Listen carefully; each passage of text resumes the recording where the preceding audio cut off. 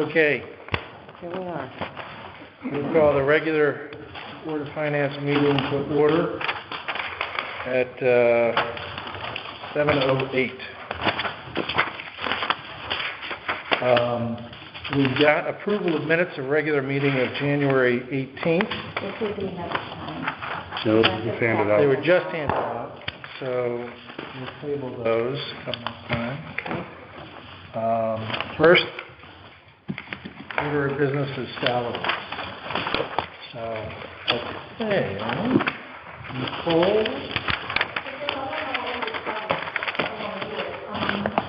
Yeah. Overview, I did the summary in this page on salaries. And I know the salary committee has a lot of follow-up questions that talk some of the cost tables. I'm not sure. I'm going to do this. You want to just go by department? Why don't we, well, let's take a look at what we've got tonight. Go through it again. Yeah, I think we need to go through it again, but I'm just looking here, what we've got for salaries, and I don't think tonight we've got anything that is reliant upon a vote necessarily, right? So the purpose of doing salaries up front is to have all the numbers, and then we can just vote on that particular Right, we department. really don't do that, you know, I mean, sometimes we have in the past voted up front for everything, but I've already taken everything and put them by department by department. That's what I mean. So if we've got, but tonight, we don't really have any salaries that we need to vote on department by department, because it's private beach associations and Municipal police. municipal police, but that's That's contractual. Yeah. Our main request under emergency management and ambulance. Okay. So Why don't we, when we get there, we'll discuss those, yeah. Is that And okay? just to be clear, we are going to receive recommendations from the company about the salary survey. Yep. So we haven't received that yet, but once we do, we can compare what we have versus what they've come up with. Okay. Two people, though. You got emergency management here. Yeah. So let's, because we do have ambulance and we've got emergency management here, we can discuss those, and I would entertain a motion to move emergency management and ambulance up so that we can I'll make affect that that motion. conversation. Thank you. Reed, second. Second. Any discussion? All in favor, say aye. Aye. Any opposed? Say nay. Okay. So, Dave, if you want to come up, we can talk about emergency management in total. Good evening, everyone. The time of the year. Hi, Dave.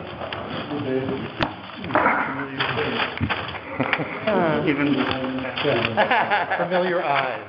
That's right. The eyes tell it all. Go ahead and ask what. Where are we in? So, emergency management is 205. Is that what it is? Five other public.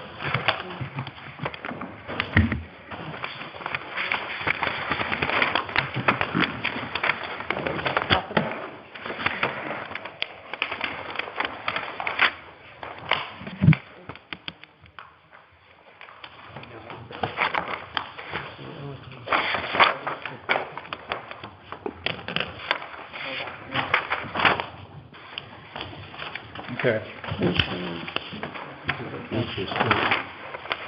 So under emergency management, we've got a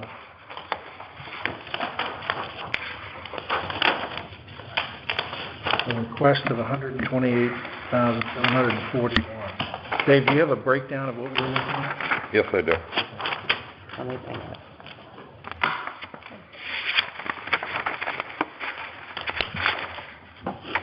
And that's up in 94,900. Which line item are you looking at? I'm looking at the total for public management emergency, Okay. public safety. So most of it is the virus. I have 130,550 for a total. You have 128,741 in the book. Yeah. Mhm. The difference, Dave, is, we comes out of capital instead Oh, the EMD stipend? The EMD stipend or the wages stipend? Hmm? the part that is,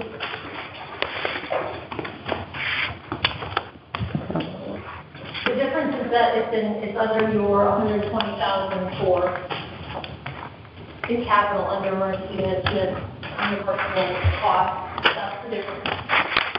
Okay, but, That I put in the rest of the- okay, So the two largest increases are COVID, yes, right? So that's 25 grand increase. yes, And then Everbridge. yes. Looking at COVID, every day is a new day. As you've seen for the last 2 years on this, we've had to respond to the best of our capacities to whatever basically came out. It is still being recognized by FEMA as 100% reimbursement. We are currently still doing during reimbursement applications back to the feds. Right now, we finalized fourth quarter 2020, and that has been submitted and waiting their review, which is about an 8 to 12 week waiting period, because it has to go through many different portions of FEMA. We've had a 100% success rate on everything that we put in prior to, has come back to us as a full 100% with no reductions or reducings. And when we did this year's budget, I sat here last year and spoke about the uncertainty of COVID and being able to respond as needed to whatever comes across us. We gobbled up, what was our actual this year? 52 year to date. Yep, 54,000. 5,400. 5,400. And the other 45,000, we had 45,000 also earmarked for the Rangers if we had to implement that during the summer. We did not have to implement that during the summer, so that currently is standing as an extra to me for this budget year. But moving forward, I don't know where this virus is going to go. So Dave, what do you think? Because obviously these are taxes collected. This is cash Yes. going to be collected from townsfolk. Yes. We last year approved 75 grand. We've only spent $5,400. What do you think is going to be spent? Do we have are we This sitting fiscal? on any expenses right now? Yes, I've probably got, off the top of my head, I probably have about $8,000 worth of expenses. Okay, so and if we paid that would be through the end of January, basically. Yes. And so then we would have another 5 months. Who knows Correct. what's going to happen, Yep. if there's a spike or not. But we just had a big spike from December into January. Yep. And the total for the overall year is going to be about $13,000. If you extrapolate. Extrapolate. If we stretch it, yes. Yeah. So That to doesn't budget the 100 grand, I would just say seem like a lot. It is a lot of money. I know, but if we're So- not using, Well, what kind of, that's gonna be the, buying the kits that The masks that and all the ARP committee was Right. talking about, Yes, which was withdrawn yes. at the town meeting. What I need to be able to continue to support the efforts on COVID is a line item that I can draw from. Yep. That dollar value, in my eyes right now, is all response related. Right. To hold a placeholder for that slot, I use the 100 grand. Right. So it could be, because if we end up, I'm sorry, Nicole, you want to? I just want to give some background on the 75,000. yeah, So Dave originally last year had in his budget $35,000 for COVID, and the Board of Selectmen, when we did the budget last year, Matt Weber said he didn't want any of the range money under his account. He didn't put any in, he said. So the Board of Selectmen added another $45,000. Right. under COVID for Rangers. Mhm. As you know, That's what you mentioned. Our Ranger line item is so far, Out of control. so we might want to move some of that budget. So that 40,000, I told Dave, he only has 35 this year to spend on COVID. The rest of that 40,000 was designated for Ranger stuff. So, You might think of using some of that at the end of the year to move to the. that was my question. So will we do that? If it's designated for Rangers, will we move that money to be used for the Rangers? Okay. But that would probably be in May or something like that. Right, that we what would I'm do that. saying is. So it will get used. Going up to 75,000 from the. Okay. Yeah. We didn't want to leave 50 grand sitting. My view of that ranger funding is in the past, I used the rangers as temporary labor dealing specifically with COVID.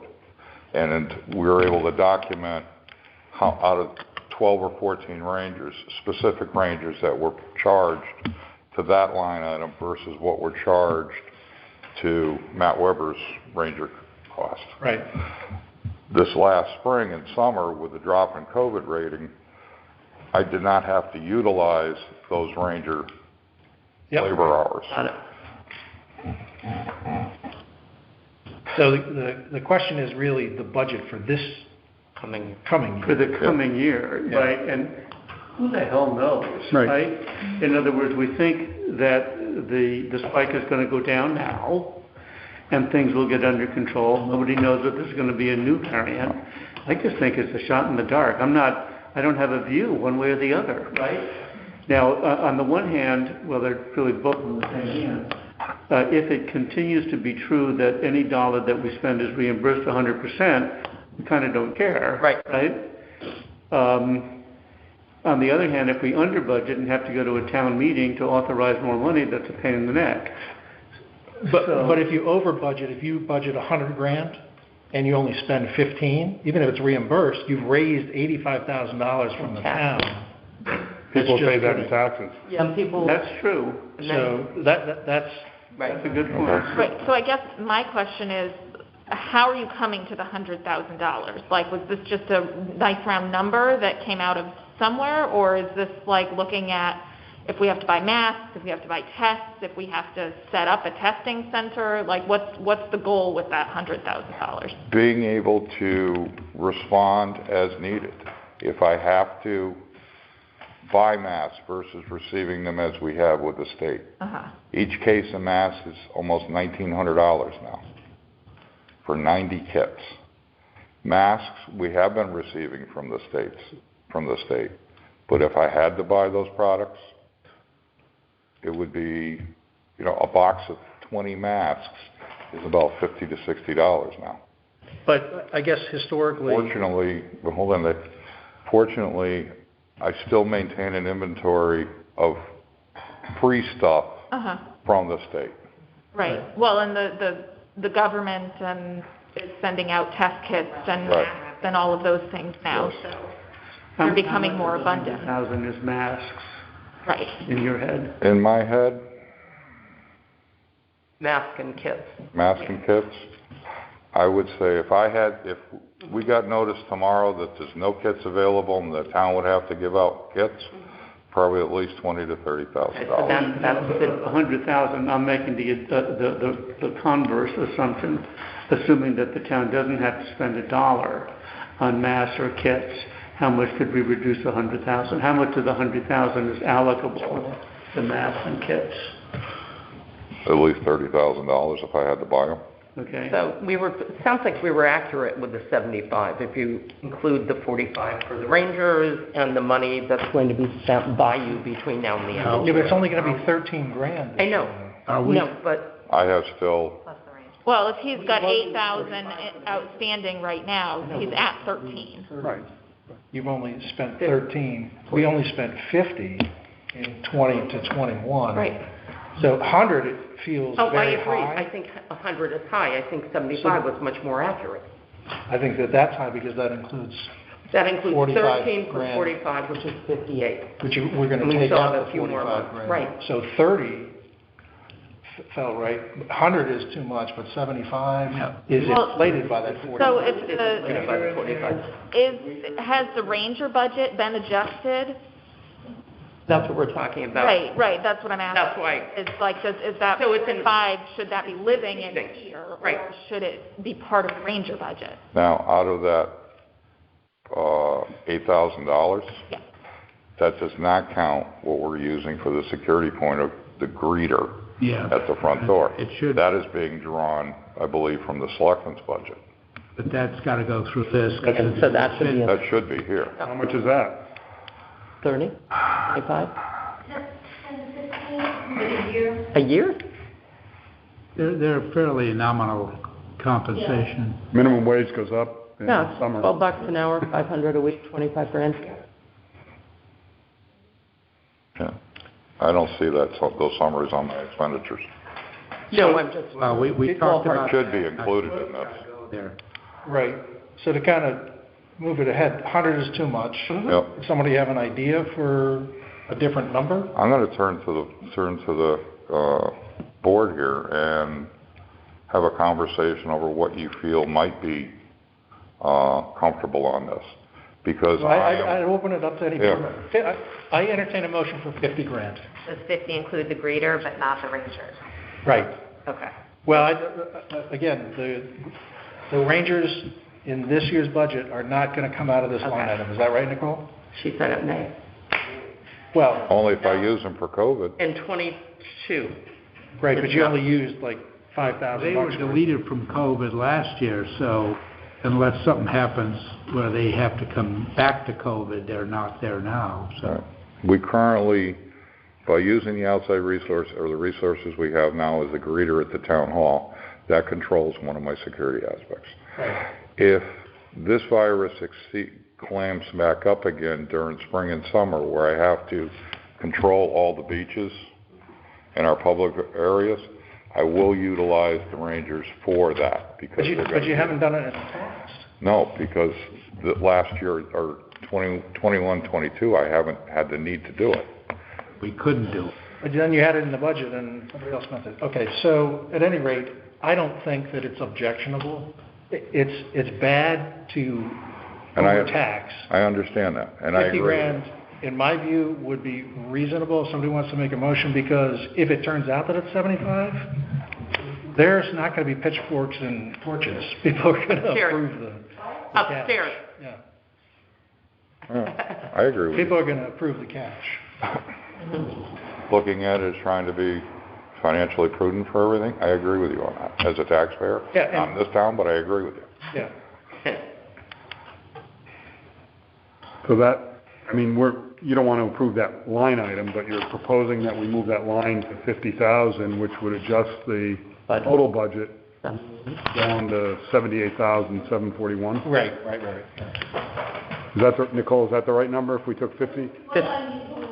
If we reduce the COVID line down from 100 down to a $50,000 request, 78. 78,741? So we're talking no change, we're reducing from But the, there's also 2 additional positions in here, right? For additional Well, compensation. we want to hear about Everbridge, I guess, just All right. go through the, So, in conclusion on that, you're going to reduce the line item for COVID from 100,000 to 50,000. yep. And that is for supplies and response, or does that include an estimated use of Ranger time for that? Anything that's reimbursable. That was my understanding of why we established the Yeah. line item, was anything that's reimbursable due Okay. to COVID. So if I exceed that 50 grand, or get close to exceeding that 50 grand for whatever reason, for a response, what do you propose that I do? Come to the Board of Finance. You gotta come back. and make a request. Okay. That's doable. But Dave, can I just Sure. confirm? It's not just reimbursable costs that are going in there, correct? There are some things you're not getting reimbursed for that are going in there. Everything that I could charge back to FEMA and COVID on is being reimbursed. But I think, is 100% of the expenses on that line item reimbursable? I think that's what Nicole... Everything that's been charged to the line item Yeah, has been submitted for reimbursement. okay. How accurate that is, I can only go with what I'm seeing and approving and going through. Okay, but that's the answer to the question, yeah. And what is that verbiage increase? Okay, all done with COVID? Yeah. All right. As you know, we have an Everbridge reverse 911 system in town. You probably received a call or two in the last year or so. One of the things that we're finding difficult with the existing contract that we have and what Eversource or Everbridge is offering as upgrades is what they call their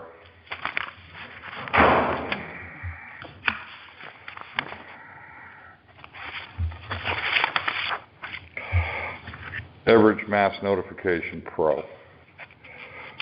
What it does is it takes the basic systems that we have now and it gives us more enhancement. If you notice in the press, we've been publicizing specific incidents that people can voluntarily log into or opt into to get information. We have OL Storm. If you're just interested in a storm event or storm activities or what's going on or newsworthy information or alerts or sharing emergency information.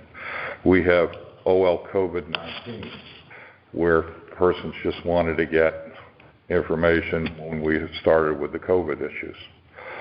We only have the ability for 3 of those. They come off the shelf and they go on the shelf as needed depending upon the type of emergency I have to share information with the public with. Everbridge or the Mass Notification Pro Mass Notification Pro gives me the opportunity to have up to 8 different topic subjects. How many topics? 8. We have 3 now. We have 3 now. Or 4. Is 1 everything? One is OL, we have designated as OL COVID-19. Right. 1 we have Storms. And then, we have storms, and then we have the 3rd one, which did utilize during Midsummer Festival. but it's discrete. It's discrete, a separate one. yes. Is there a 4th one for everything? No, Summary? no. Okay. What you can do is, if I wanted to hit this group of people, this group of people, and this group of people with something that they absolutely had to know, I can combine them and put them all together So electronically. you're going from 3 To 8. to 8. To 8 Okay. discretes. Also, it gives me the opportunity to upload databases from other organizations. The Senior Center has a massive, according to Stephanie, she has over 1,000 email addresses of people who are interested solely in Senior Center stuff. Not necessarily all old blind people. No, I would say the majority using the 80-20 split. I think 800 of those are probably old line people. But I'm saying even members people... of the Senior Center from Yeah. Old Saybrook. Yeah. Yeah, not just Lyme and Old Lyme, but East Lyme for the Okay. trips and all those other things as well. Well, whatever her number is for Old Lyme residents, if I wanted to reach out to them for an emergency, all I have is a phone number for it. If they have a landline phone under the services of what's called the CT Alert Program, which the state of Connecticut sponsors. Every landline phone, business or industry, we have access to. I don't have access to be able to get to that senior population, nor do I have the ability to be able to say, okay, out of this list, these X-teen numbers of email addresses and phone numbers I can now cluster into senior citizen information.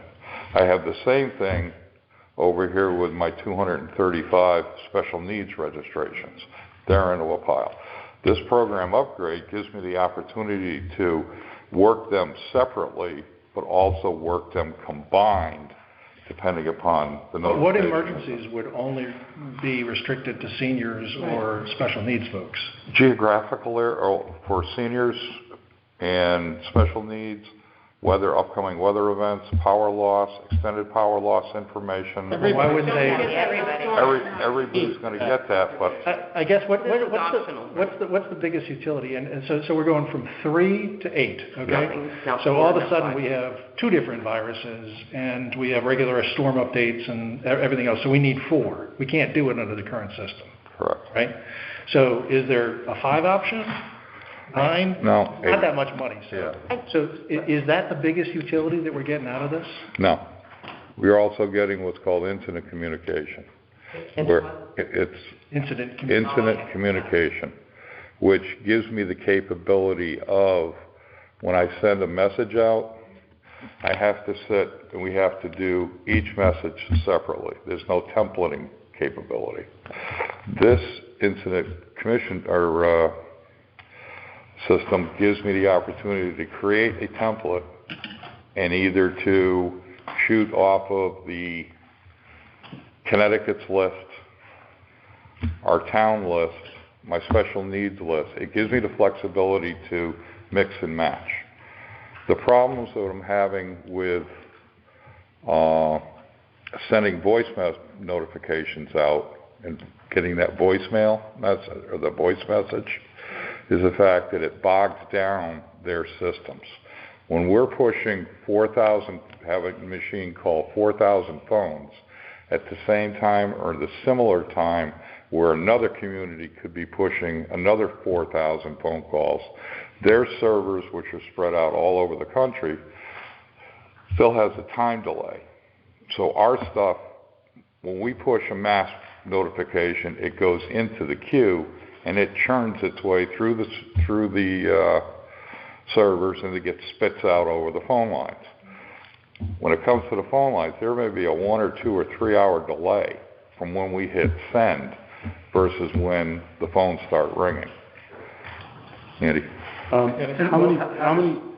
does this alleviate that? One of the things that this does is takes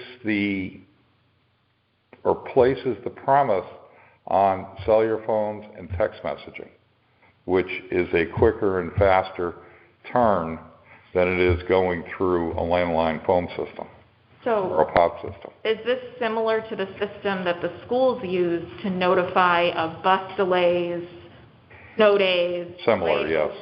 So has there been any effort to work with the schools to utilize the same resources? Two similar resources, or 2 similar but separate entities. Uh-huh. The school district is operating on their systems, and it's an 80-20 split or whatever split between the 2 communities. Uh-huh. Where here in Old we would be 100%. But to my point, why can't we have a conversation with Region 18 to see, because I don't know why I'm still on the list. I get the calls at 5:30. I get 2 phone calls, a text message, an email. My cell phone or a home phone yeah. and a text message. There's a purple law, that's the problem. Andy, you're the Board of Finance ex-chair. They can share that information. Yeah. Not share, but what system are they using? Right, what are they using? The Can system, we share it? and not the information. Yeah. My other question is, how many of our residents have signed up? Besides the special needs, how many are in the system? I want to say about 2,200. So what's that, maybe a third of the households? Not Yeah. quite. Not even. Year-round residents? Well, you have, No.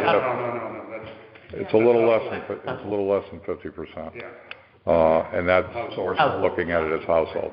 I look at How has that number changed in the last 2 or 3 years? About the same? about the same. So I guess what are we gonna gain? Are we gonna get more people to sign up? Are we going to get more buy-in from residents? Being able, it would make it easier for the resident to sign up to. If they're going for an anonymous, autonomous entry into one of the, like OL or the COVID one or the storm one, it gives the person to stay anonymous on it.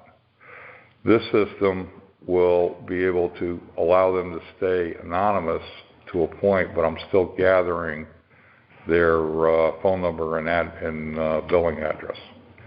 So I can go through and look at this as, okay, this is O-line, this is O-line, this is O-line, this is O-line.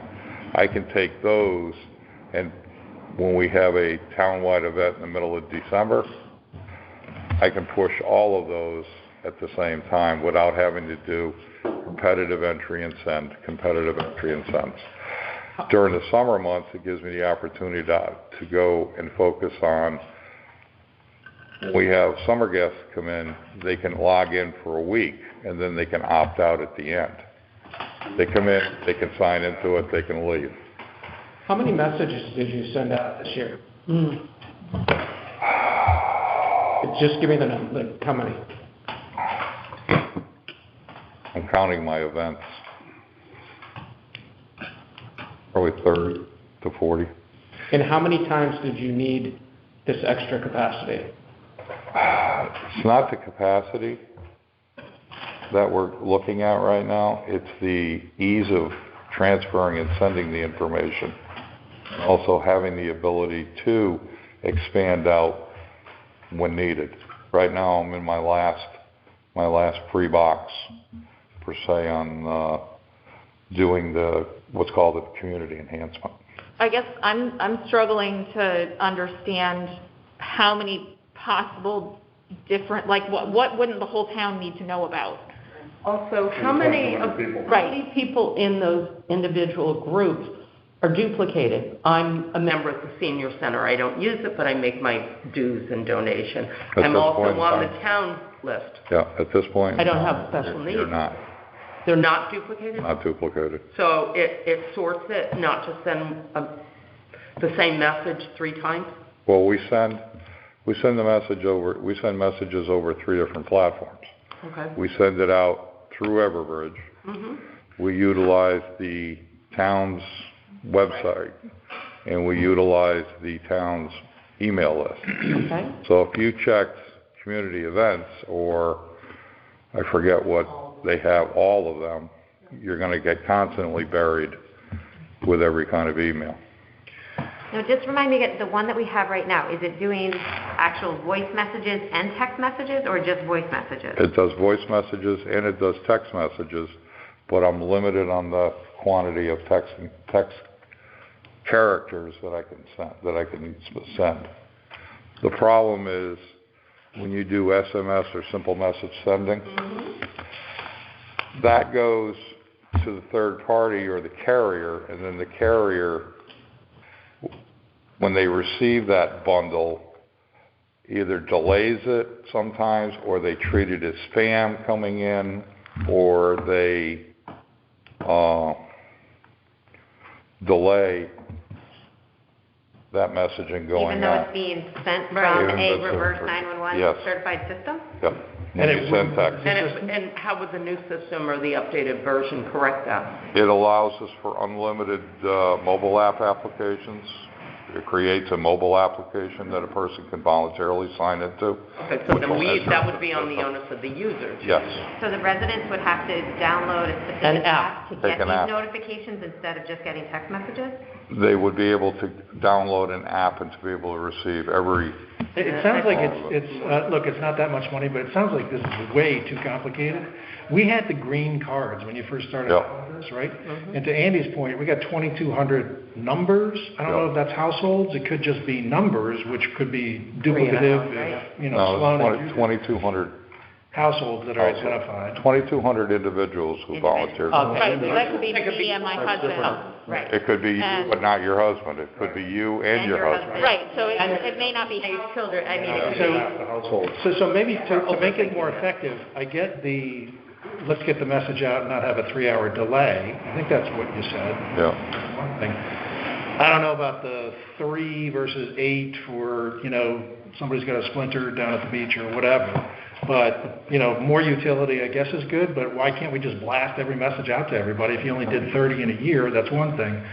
The second thing is, we got 2,200 people on this. We got a lot of people in the town. Maybe there should be somewhere in the budget, we send out those little cards and we try to get that number up. If we really want to improve what we're doing. If I send the card out, if we push the card out, the labor requirement of taking that card back in and doing the data entry is far higher than having this system where we could publicize out, or download the mobile app where we automatically receive all their information. So is there not a way that I can go on the town website and sign myself up to be on the current list? You could go in and... Okay, so why doesn't the green card say that? Right. Go on the website and sign yourself up. It does. Or in the quarterly. So then the data entry doesn't exist on your app. Yeah. I still have the data entry from the electronic entry. Dave, how complicated is this whole sign-up process for the average Joe who is not? It's not. I guess. Basically, it's your phone number. Yeah. It's your phone number, and then you're checking off what you wanna receive. Yeah, isn't it just a database of cell phones, and then you send a message out, and we're good? Yes. I mean, there are other ways besides mailing a postcard. Obviously, the town website, there are various Facebook groups in town that it's very easy to put a link there. Yes. For people to click and go. And honestly, even if instead of spending money on mailing out postcards, we spent a little bit of money boosting those Facebook posts, as opposed to just let them go organically. It's obviously 06371. That's where we want them. Although nobody gets any mail anymore. That's why you don't mail them. Tax bill comes that way. No, you do mail them because people notice mail. Oh, that's true, because there's nothing else in their mailbox. Oh, I got some mail. But at any rate, my point is, it seems like, I don't know about the utility. I mean, it's not that much money. If it does actually take a message that used to get hung up for a couple of hours, and that's very important. That would be the most important thing to me, but also the general, if we're static in terms of the number of households that are participating, that's not a good thing. If you've identified the seniors and the... I'm just using those two as examples. Yeah, no, but you've probably gotten all those guys.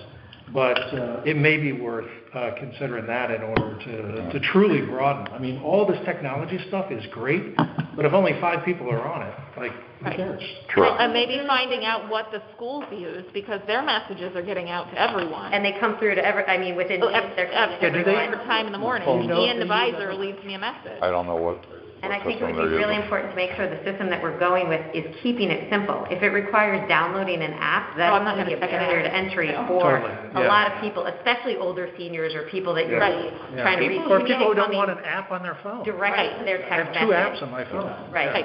Right. More there. people don't have smartphones, and I've run into a few of those. But if we're going to text message, it needs to come right to your phone, not a separate app. Yep. Yeah. And those with the flip phones? Yep. I'm very limited on what I can send to them. Of course. Only because of the limitations of the Yeah. device. But we found, through all the storms and all the notifications and information sharing that we've gotten, the comments back were either, this is very good, they appreciate it, or on the other side of the spectrum, I don't want my phone to ring every 20 minutes with a message. We've compiled this down, we're trying to coordinate it a little better to be able to get the important information out. If you noticed on the last couple of text messages that we've sent out for COVID and for the storm, you're able to receive the text, you acknowledge the text, and then you get a web page or you get a screenshot of all the pertinent information that we're sharing. Yeah. You're getting an electronic PDF on your Yeah. smart device. That technology is expanded with this upgrade, so I don't have to have Michelle create the web page link of the information that we want to share, so I can create a bit.ly link, a 5-character bit.ly link to embed into the message saying click here or however it shows up. Okay. The person receives the text, they touch the screen, and with the upgrade it'll go automatically. I don't have to sit and take one piece of electronic information and shorten the address up to be able to put it into. And that's one of the prime reasons why Everbridge is demonstrating this, because it's a big hurdle when we start going across those different platforms. It also makes easier communication or collaboration with all your social media platforms, such as Facebook, Twitter. You can... If we get enough time there's only so many hours in your day. So. Again, KISS. Fine. If some crank doesn't want to get, 30 messages a year, Yep. That's their I think that law. person, that's their law. And they can go off the list. They can do And as of today, the price is $85.64. Okay. So, Any other questions about the Everbridge line item? Dave, can you speak to your request for emergency management? You have an increase in reimbursable staff hours and increase in non-reimbursable hours. yep. Yep.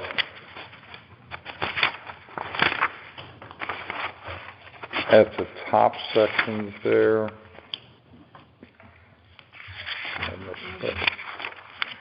where's my page?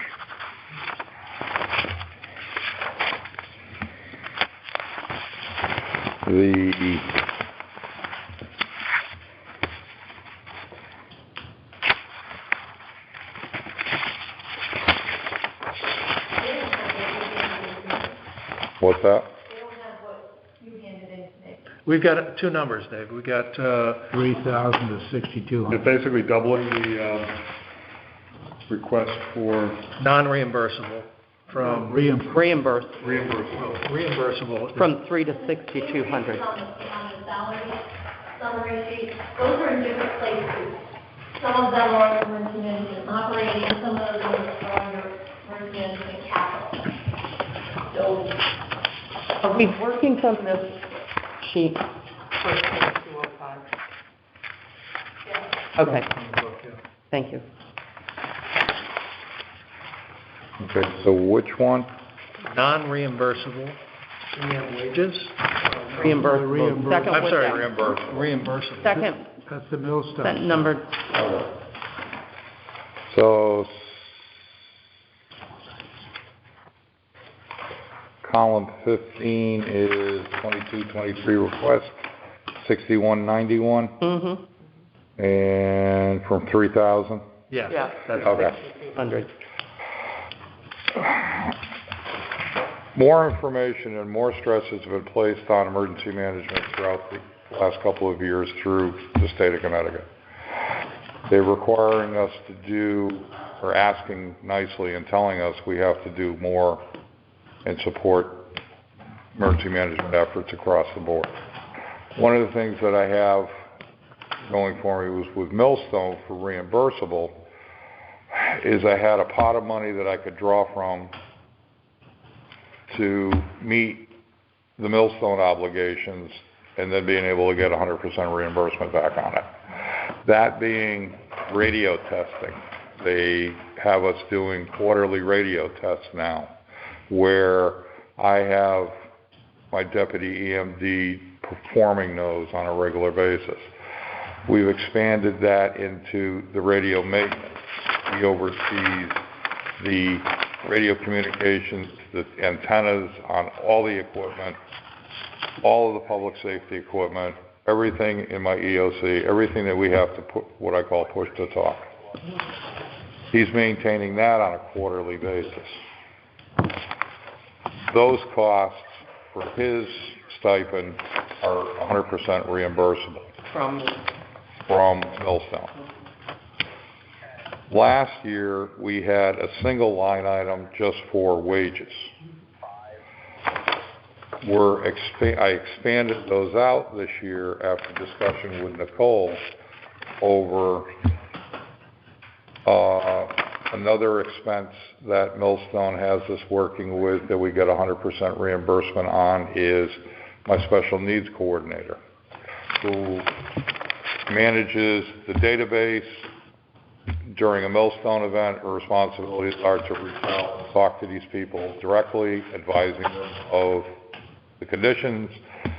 And what we're also doing is she's working it for all hazard. When we got a snowstorm coming, she's doing the exact same thing.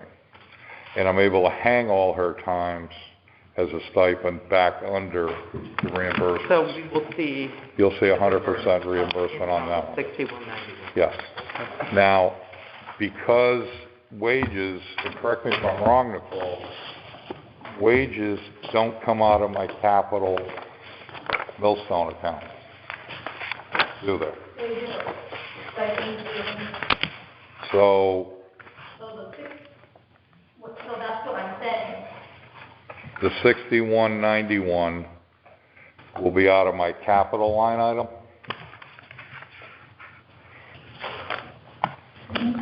Of 120? No, that should be those reversible. Reimbursable. Reimbursable and non-reimbursable should be reversed. All reimbursable stuff is in capital. The 6191 that's here is non-reimbursable. So on our long sheet, it's on the wrong line? Yeah, it's just I have the. So it's a non-reimbursable, the 6191. Right. So, Why are we getting this? For administrative support that you put in for like Sarah and all of that. It's difficult to take Dave's stuff because he's still sick. The thing that he gave me was like, I need $5,000 more in labor, and I have to try to back into a number using rates and all of that. But everything he's given me is either in his operating, all the increases are either in his operating, or in his capital under the Millstone reimbursable grant. So all the reimbursable stuff is under the capital account? Okay. So the 6191 is not reimbursable, and that's here under his operating budget. So let's change reimbursable to non-reimbursable. so the summary sheet, Well, last time. Okay. Okay. All right. I just want to, because that's where Okay. bouncing back and forth doesn't, Yep. for this, in this case, Yep. doesn't help us. Okay. I have a reconciliation on my own, where all is, but you don't. I originally submitted to you a $6,000 increase due to additional work requirements by the State Department of Emergency Management in Millstone.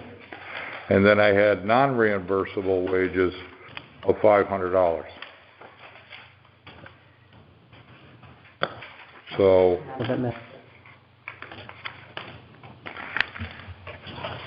No, we had all different emails. I was just looking at the spreadsheet I sent you. Oh, Right, there was a lot of follow-up questions to that, and we answered them okay. in different ways, and it's easier. I can show you. Why don't we table this, unfortunately? Okay. I don't think we need that. We talked about our salary committee. Yeah. Someone's gonna sit with Dave and talk to him about. Well, yeah, this is but let's just let's agree that these are the right numbers to vote on, and I believe they are, and I will sit with Dave and confirm that. for, yeah, just 5 minutes, okay? Run through, from January 7th on, when we get the back and forth. Okay. So that Dave is comfortable that what he had submitted is in here. And then just of the wires. Running around, yeah. Okay, so that is emergency management. Any other questions on emergency management? In terms of what's going into the numbers? Well, then we have to take it off the 6191 off this sheet and keep it on capital, or I'll just ask No. clarify. they are. Yeah. So the capital might have to be adjusted. No, just reimbursable and non-reimbursable are listed wrong on the two line items. And Dave isn't convinced Just that their that, names are on the wrong line. Well, you see the same exact number of the salary. number two submitted, we're good with that. Right. Why can't we vote on this tonight? Just because Dave is not 100% sure that the numbers that he submitted are represented. Accurately reflected. He needs to verify. Yeah, he just needs to verify, that's Okay. all. Yeah. So hopefully it's perfunctory next time we revisit it. When's your next meeting? Next week. Every week, couple of months. 15 Tuesdays, huh? Okay. See you next Tuesday. Yeah. Any questions on fire marshal while I'm here? Well, I think we do on salaries, the part-time assistant fire marshal, I think, came up with salary committee, yeah. Fire protection. Yep. The current line item I have for wages is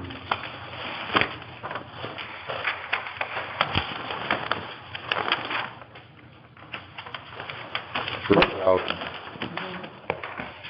I believe, 2497. $24.97. That's the,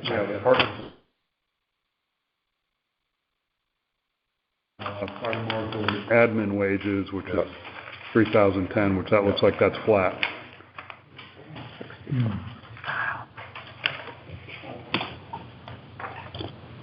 And then there's a big increase in the publications.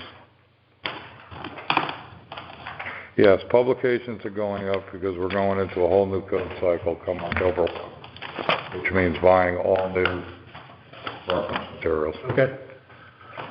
I want Isn't to that stuff online that you, utilize online, and we utilize in print on both of them.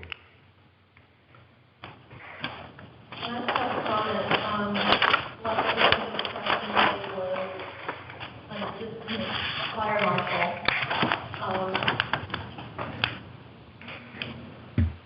We don't have a job description for that. I assume that that person would have to have the same credentials as Dave in order to do his job. So I disagree whether that's right or not. I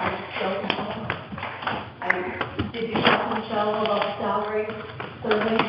Yeah, supposedly it's supposed to be coming back. No, but for assistant? I put in for a fire inspector, not an assistant fire marshal, which is a lower class, and But you say that, I can only go by Yeah. what I have, you know what I mean? it was mentioned that, You have to talk to Michelle and Tim about. And what's, I guess, the number aside, because we don't have the Yeah. final. purpose for it. Right, yes. For the last 2 years, majority of my time's been spent on COVID-19. We worked hard with the fire department on their ISO program. They still haven't gotten a response back then on that, but we put a lot of energy and effort into it. And we also identified the need, when we're doing that, my portion of the survey, is the need for additional certified people to be able to be utilized if and when needed. In the past, What does that mean? I need to, I want to hire somebody part-time. We didn't have, you never had a part-time fire inspector.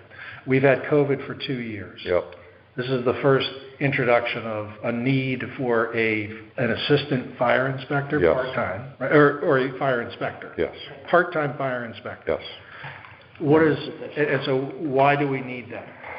To be able to get, I don't want to use. But you don't have the hours to do something? I don't want to use the hours. I don't want to say that I don't have the hours to do it, but I am overwhelmed with other activities going on, and I'm falling behind on my yearly inspections on some commercial properties.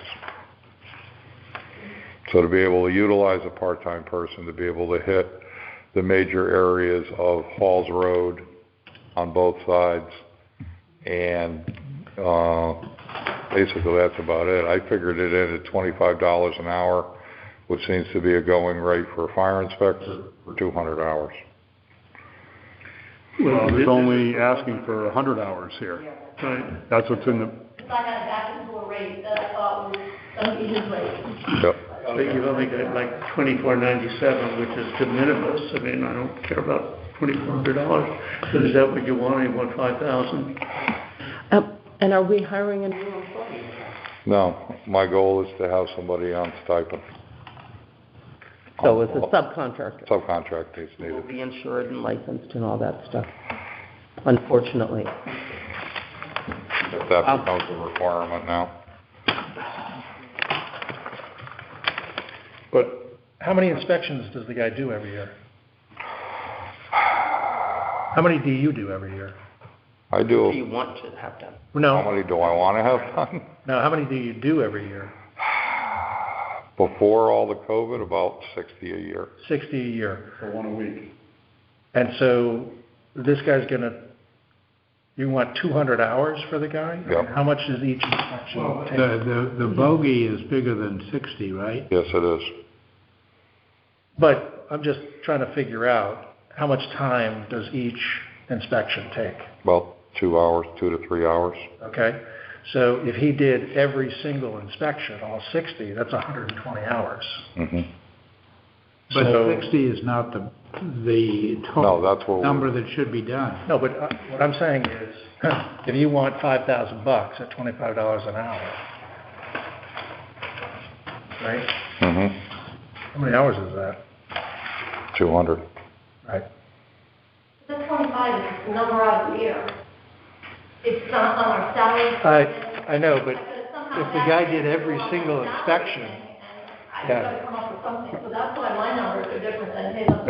Yeah, but if, But is it worth $5,000 to us to get more inspections done each year than we have been able to get done thus far? Yes. I don't know. for 200 hours, Dave's only spending 120 hours. Well, But he's saying, he's not getting to all the that's not inspections. getting done everything that he'd I like know, to but get How done. many businesses have to be inspected on an annual Should be. basis? On an annual basis, I've got about 25 out there, and then the school systems.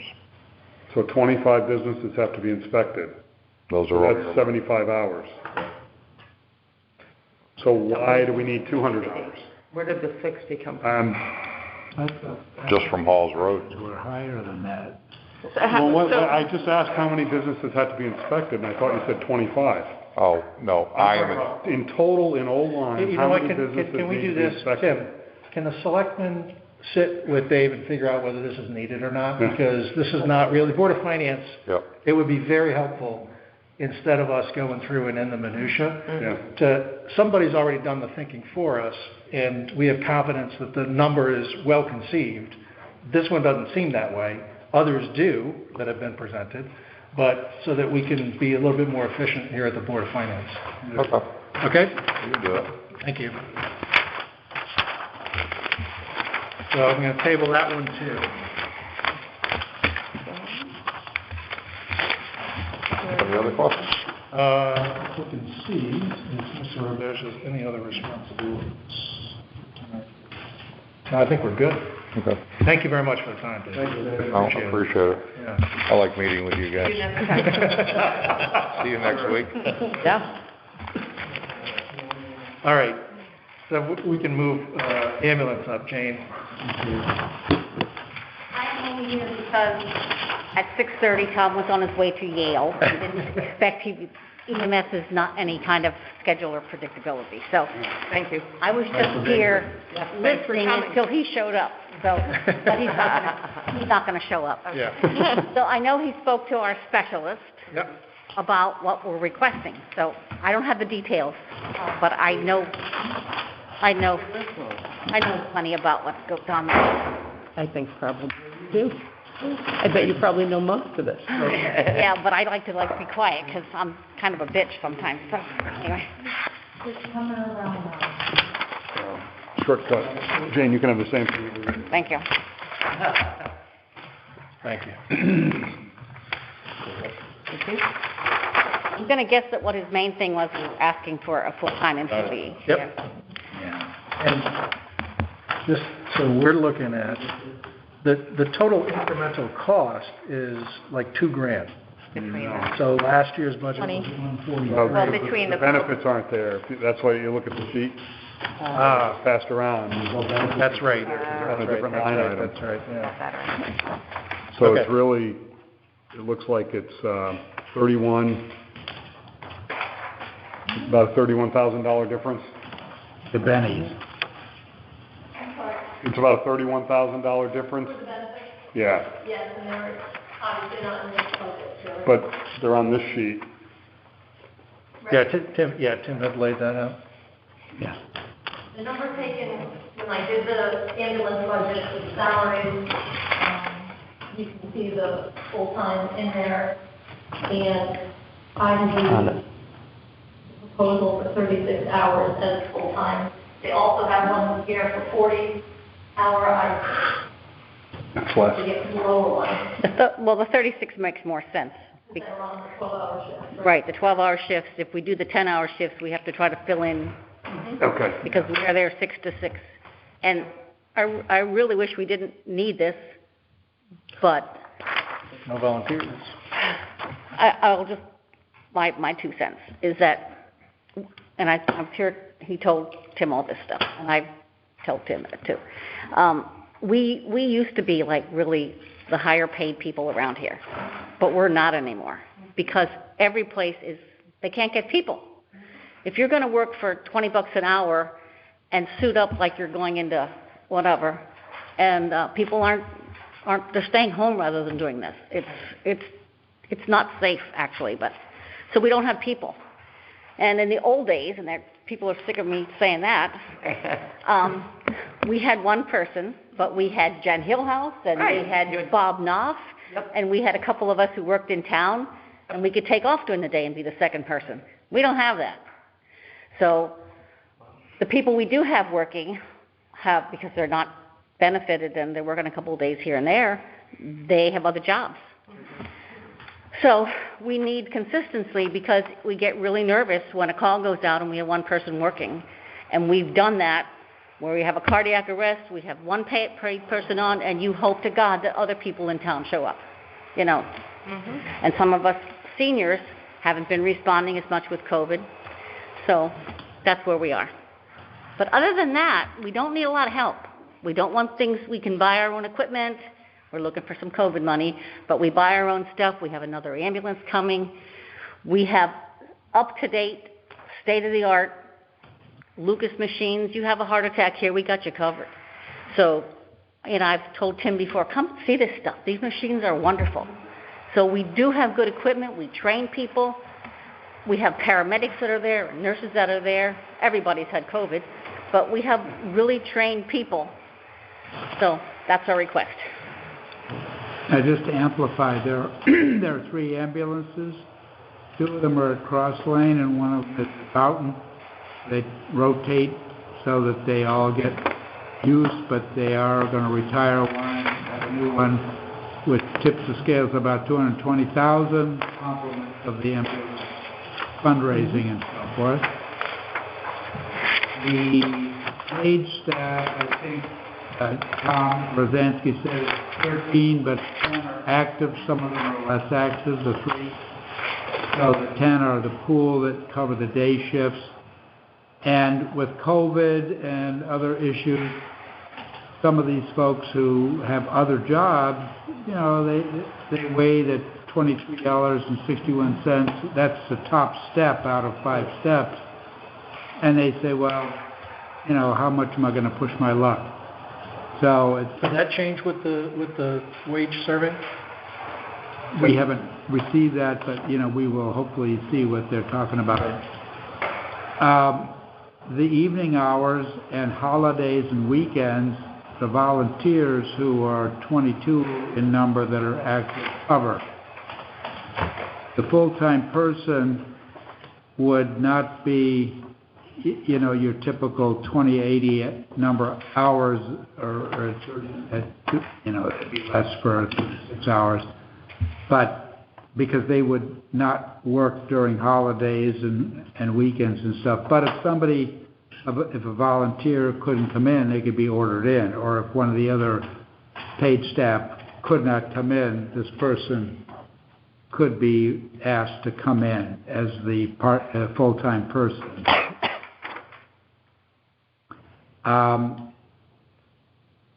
The full-time person would not be considered a supervisor as such. And I guess supervision is given by the chief of service. Yes. Which is Rosansky at the moment. I have a question on that, Jim. So say our full-time employee's done his 36 hours, and then one of the other paid employees can't come in for a shift. He'd be compensated additionally for that next shift during the week. I think it'll be like a police officer if they came in. So it could be overtime And if you rate as go well. over 40, of course, you'd get a time and a half. Okay, just wanted to, Which only 4 it's hours not away. substituting a day, he would have an additional shift. Right, Thanks.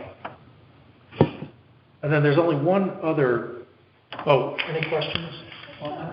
Yeah. Are you planning on having someone who's already part-time now take this position? Well, there was discussion about that. Obviously, the known quantities are the part-timers, so if the hiring protocol was such that it could be offered to the existing staff, or whether it had to be offered to the world, it would be nice to offer it to the staff that exists, and then depending if nobody applied, or if that applicant wasn't deemed to be satisfactory for some reason, then you'd go out. Then there was a question of, do you have to put it out to in a newspaper and all that? Do we have a policy for hiring?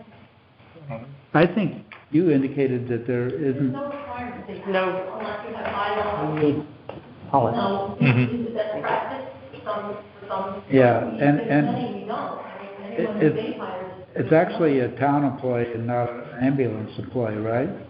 Town employee, yeah. Yeah. And if this person works regular 36 hours, anything above 40, they take on a shift, will be overtime. Right. 4 more hours, they'd be OT. Yeah. So obviously, as was pointed out, it's not just what you see on these sheets where it's a wash. There's going to be, now the insurance is at 30.7. What's the family rate right now, do you think, for insurance? Well, I do all the benefits, insurance and pension. Well, just insurance alone. Well, just the health is 22. 20? 22 for family. Okay, so this at 30.7 seems rich. Now, we have here a pension, FICA, what else do we have, Well, then there's vision, there's dental, there's life insurance coverage. So all that's worth. So we could look at this 30.7 and, apply what the actual is and see. But if it's a married person or a single person, that would dramatically drop. Yeah. Or if somebody has good insurance through the spouse, they might. You never know, you got a budget for You've got a budget for the work Yeah. days, right. I think you might notice that every year, which drives me nuts, is that we don't ever use our budget for salary. I said we have to use it or we're going to lose it, because we're budgeted for 5 days a week, 12 hours a day, and someone calls out, they don't have somebody to fill in, so then they put it comes out pretty easily. We get a text that says, there's only one person on today, so who's around, fill in. So we have many days where we're not using our salary. So I think if you check our budget, you'll notice that year after year after year, we don't use our full budget. Yeah, it's about $20,000 shy. That's ridiculous. Tell them to put people on in the summer when it's a heavy weekend that we might not have coverage. Well, do we have? It's about coverage. Yeah. So if we have a heavy weekend in the summer and we have a lot of our volunteers away, put on a paid person, and they hesitate to do it. So they finally did it a couple of times this year, and we still didn't use our budget. So we don't abuse our budget. Well, the president has all the information, so they know where the budget is. So if there's a crunch, they can see where things are and be able to... Well, they can, but that's not our priority. We just want to get our covered and not kill people. So. What is the ambulance certification? What new concern? Is that a one-time thing? Yeah. Well, we scratched that. Tommy Zancy came and asked if some of the certification for Alzheimer's could be covered. You have to have certification and verification, and he never asked. The Board of Selectmen actually approved putting up to $14,000 in the budget. It's not yet. He said he never asked for that, and we don't want that. Don't want it? We didn't. He said I did not ask for that, and I don't want it. Okay, so take it out. Yeah, well... We took out some others too. Yeah. That's why we want to come to these meetings. Anything that says EMS, we're here, because we want to know that what we're... He read me the email. I think it was just the way he said it. I said, he is a paramedic. He's the EMS chief, but communication, so not the best. Well, he didn't come across right. When we met with Tom yesterday, we talked about uniforms instead of 2,000. He said it might be 1,400. Well, uniforms, and that's just for the paid stuff. All the other stuff we pay for. All of our volunteers, we buy our own. Ambulance gear, he recommended increasing it from 1,300 to 2,400. The ambulance certification, 14, he said delete it. And the education and training, he recommended 1,400 instead of 1,000. So you met with him, and he went through these? Yes. That makes me feel better than... Well, so... Me winging it? Tim, No, I like it. I think you do a good job. But it brings us up to date. It's a more current number. Yeah, so uniforms, 1,400. Yep. Okay. Gears, 2,400. Yep. Certification, 0. 600. And education, 1,400. I didn't reword the number. And I invite any of you, if any questions, you should show up. See what the stuff that the people have to wear. You look like Imagine. They're expensive, and they have an expiration date. You can't crawl in the back of a vehicle without all the gear that I used to have is gone, and it's new gear, and you can hardly walk, you can hardly move. So, I mean, just see, and that's the gear part. But the equipment is electric stretchers, which keeps us which keeps us old people from being able to, back in the old days when it was Jen Hillhouse and me trying to lift this fat guy from... Tom mentioned that the professional ambulances are paying about $28, where it's to start. $61. It's the typical, it's a buyer's market, so the employers the professionals paying up. We have the Middlesex is our PSA, public service agreement, I guess it's called. And they're our primary paramedic service, although if they cannot respond, Lawrence and Memorial will respond instead. And we pay extra. I think that's the line which is contract. We probably should say paramedic in there, because the $8,000 we pay on a quarterly basis to Middlesex Hospital.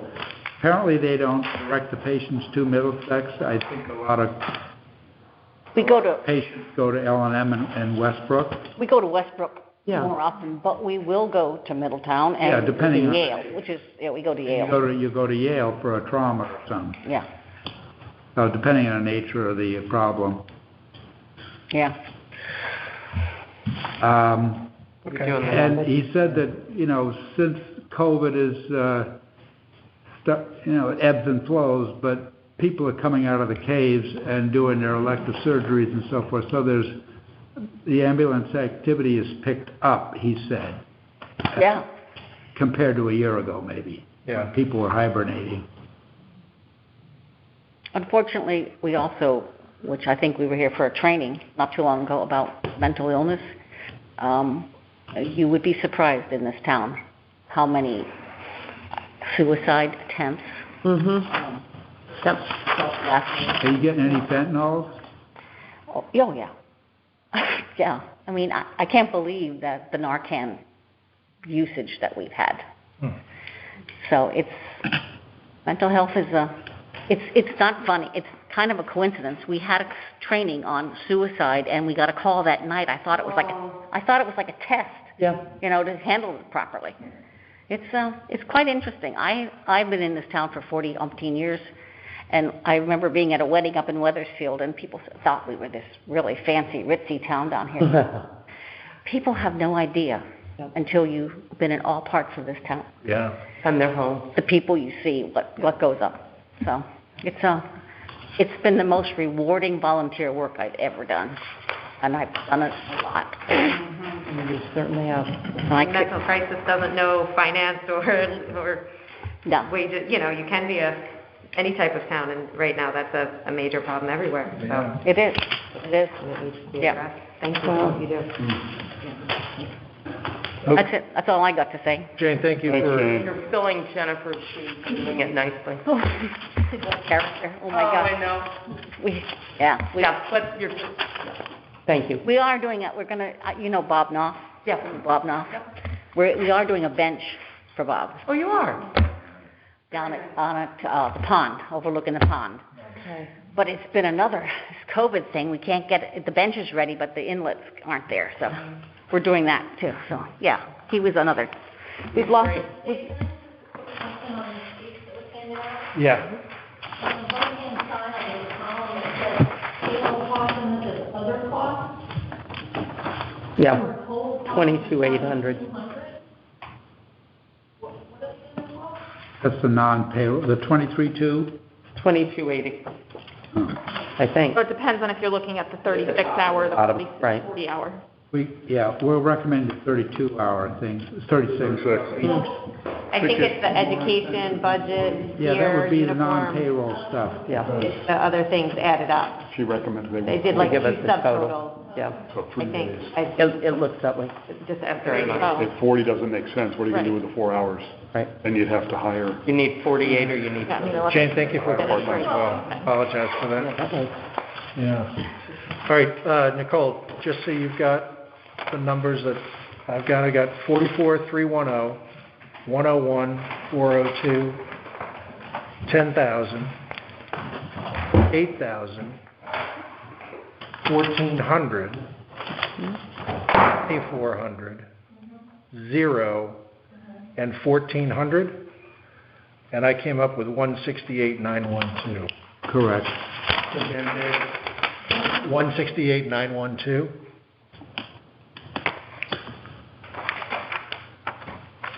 Benefits, of course, are another. That's in Yep, another place. Another category.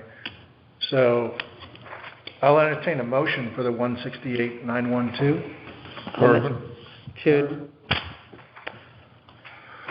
Ms. Reed is a second. Any further discussion? Hearing none, all in favor say aye. Aye. Any opposed say nay. Motion carries. Thank you. First one. Yes. All right, we got one. Time to go home. I know. All right, so ambulance. All right, private beach associations. We'll get back on our schedule here. She was on. Hey, Maria? I don't think Maria made it tonight. Yeah. Did she? She said she had called, she was going to call in. I had an email earlier that she was hung up with work. Maybe she was going to be late. Just to be honest. I hear no We response. don't hear anything. You're it. BJ? Yeah. So I went over the spreadsheet that Nicole prepared and tweaked it a little bit. And what she has handed out tonight is only slightly different from what she was handed out tonight. And that, in my view, is an accurate application of the formula that we used for the past number of years for various beach associations. So, The little one? That's the same? Yeah, okay, the one you can't see. Yeah, is this the right one? Okay, the one, carefully. Thank you. I'm like 17 pages. Oh, they're a pain in the neck. All right. Okay. Yeah, we're just, it's just minor changes to the, allocation of beaches based on, one or two folks who are kind of new to this. Yeah. For your benefit, several years ago, the Board of Selectmen formed a committee to kind of look at the Can we read it? association grants. The committee did that, came up with a rationale for granting the grants, essentially to the effect that it would lead down from policing expense that the town would otherwise incur, and then suggested a formula that was tweaked a little bit and adopted that that estimated the relief cost of the police at $50-some-odd thousand, about $53,000, and then looked at specific situations that certain of the beach associations incurred, and determined that those associations were entitled to an additional stipend for those particular reasons. That methodology, the methodology for allocating the policing grant is basically based 50% on a count of the lots in each association, so it's a magnitude assessment, and then 50% just evenly across all of the associations. And those numbers are in the top half of this spreadsheet, with a caveat, actually, that no beach association should receive as a grant more than 50% of the amount it actually spends. So the way the formula works is Nicole gathers information prior to compiling the numbers based on the budgets of the beach association. She makes an estimate of what they would be entitled to. The beach associations then get 50% of their annual grant in the spring, submit actual numbers in the fall, and the second half of their payment trues up to what they're entitled to get based on that 50% limitation. Okay.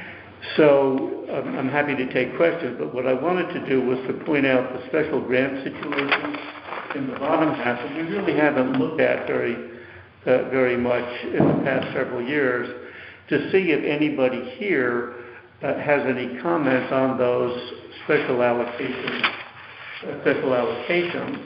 If you do, we can talk about them. I will say that the various beaches have not complained about the application of this formula in years, so to the extent that silence is consent, we can infer that, then people seem to be reasonably content with the numbers. I would say that Miami Beach, we've been talking in Sound View about that whole area, and Miami Beach, due to the deed restriction, has unlimited public access onto their beach. They're a private beach association. They pay town taxes and association taxes. They say that they spend, I think, over $50,000 between security and beach cleaning and that sort of thing. We give them an extra nudge here, but I think some of the rationale is that the town parking lot and the town street parking and the private permitted lots, which the town spends money, push a lot of people onto the beach. The town of Oline has two segments of beach in Sound View, about a 40-foot stretch of Swan Avenue and maybe a 60-foot stretch of Hartford Avenue. That's it. So the private, the pavilion and the Kokomo's has some beach there, which is private, and then there's 700 and some odd feet at Miami Beach, which gets the brunt of it. They tried to charge the public a fee to enter the beach for keeping it clean and et cetera. And there was a lawsuit filed, and they were constrained from charging. They also had a fence so that they could have an entry point and monitor how many. During COVID, the town was able to set a capacity limit on Miami Beach of around 600 and some odd people. But after COVID subsided, we were told that by town council, he was approached by the plaintiff's counsel, you better not limit the quantity of people on the beach because that's restricting access to the beach and you could be sued as a town. We said, well, that's somewhat ironic, most occupancy has a maximum number. This room has a sign over there for 100. And so if you had unlimited people and somebody had an emergency out in the water and you couldn't get a rig in there, is the court going to indemnify us for a lawsuit? I don't think so. So Miami has, I see that their allocation is, what the hell? Yeah, they get an additional $10,250. Yeah, but what do they compare to last year? Because I think they were originally supposed to get us to be 20,900, but this is 19 and change. The additional grant amount, the $10,250, is the same as it was last year, I'm sure, right, Nicole? Yeah, we haven't changed that. And just to comment, I don't know whether Tim is proposing that we increase it, but the facts that Tim articulates, which are absolutely true, are also historically true. Nothing's changed. In other words, the reason why they were allocated the additional $4,000 for trash cleanup and $6,250 for extra policing was precisely because of the spillover from the public utilities beach to Miami. So my comment is, if this was a rational amount to allocate to them several years ago, has something changed, and have they come to us, maybe they've come to Tim, they haven't come to the Board of Finance, to complain that their grant is insufficient. That's only my reaction. Yeah. Well, comment. The Soundview Commission, and there's been an ad hoc group, but I think there's going to be some work to try to say, what are we doing down there? Because the police expenditure is very big. We had a double police overtime. The ranger thing is going to go through the roof, you'll see. And to try to keep things, and the locals want to keep the parking lot open until 9 o'clock. We've had it closing at 8 o'clock, and there's resistance to that. They want it till 9. So Miami is about, they're at the end of their leash because they are losing these lawsuits and they got a real problem. Now, it might be that we can adjust the parking fees. That's within the domain of the Board of Selectmen to jack up the parking fees, which are not insignificant at the moment. If you go down there for 8 hours and talk to the kiosk machine, you're putting in real money. But there are cases where people pay $75 for the day. It's going to be like a ski ticket pretty soon. So there could be some increased fees, particularly with the private lot owners. They pay $35 a space times the number of spaces. But if they charge $25 on a good weekend, they can make that back in a couple of days. So are we charging enough for the consequence of all those people going to the beach? So there could be some additional help in terms of what fee increases could be for parking. the area, it's very difficult to, it's not like Rocky Neck or Hammonasset where you have a single point of entry and you can count the cars and that's all the people that come in. They're parking down at the Black Hall River and walking to Soundview, the state rest area, and they're like, they go to, you know, these roads, we ticket them on Champlain Drive, but you know, that's pretty far away. So, and then there's Uber. But now we're gonna have a bus. That's right, the bus stop. Bus can't is go going to down be there. delivering people there. Yeah, so it's a very porous situation. You can't control the number of parking spaces within Soundview. And of course, then there are property owners who say, oh, you're my cousin from Hartford, you can park for the day, $35. So it's a very vexing problem, but we feel for Miami because their citizens, if the beach were declared to be full, their citizens don't have priority on the beach. And here they pay all these taxes. So it's upside down. But that's the way it is. All right. Any questions? Make a motion for the $71,200. Thank you. Is there a second? Tell me the number again. 700. 700. The same as it's Yeah. been, same as it's always been. Okay. All right, any further discussion? Done, we'll move to a vote. All those in favor say aye. Aye. Any opposed say nay. Motion carries. All right. Move it. Police services.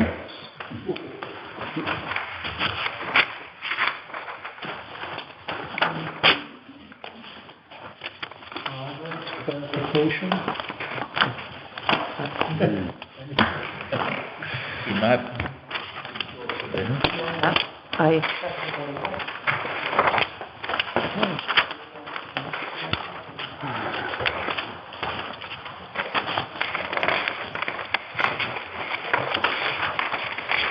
Oh, the books are so much better than they were 10 years ago.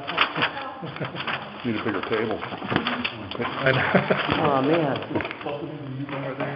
Oh, no. You can. I'm good. That if you need. Big spreadsheet, it's your file, details.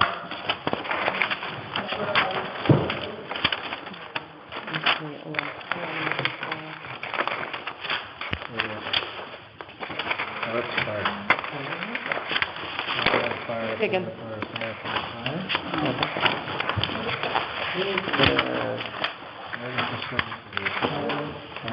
Please. Page 3. I guess it's just the, So, Might be this one. I had it in my. Grub, you, Matt? Tim? Yep. And spoke with Weber. So, take a look at the numbers.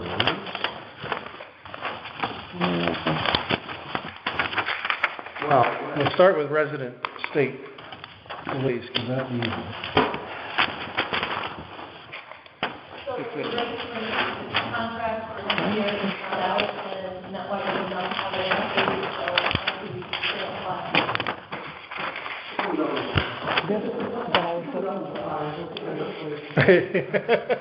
Convenient. Ready? Okay. Great. 211. We're at 100% right now, right? And we pay 100% of The the resident? Yeah. We We're at just have 160%. one trooper. No, 100% of His cost? his No, cost. I think that there's I thought it was 80 something. There's a percentage knocked down, right? I thought it, The trend rate went from like 116 down to 82%. Yeah. Okay. okay. Yeah. And we're still having a little debate about the police body cam and cam storage. We think we're good to the end of the state contract, which is 23, which is one more year beyond this budget. and we've been hounding Senator Needleman to have the state do this, because they are doing it now for certain towns, and why not bill us for the extra manpower and machinery and stuff? We have a, what, quote for $70,000 just for the equipment?